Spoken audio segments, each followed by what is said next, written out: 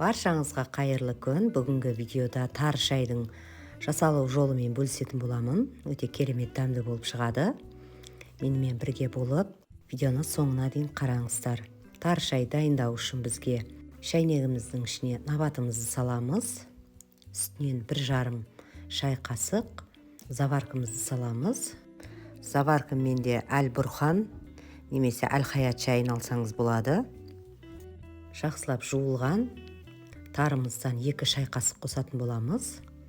Және де сүт қосамыз. Сүт менде 7% шадринский сүті. Мен көз мөлшерімен қосатын боламын.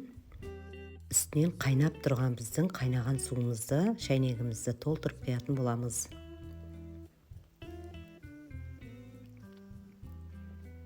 Осымен біздің шайымыз дайын. Бір араластырып 10 минутқа тындырып қоямыз.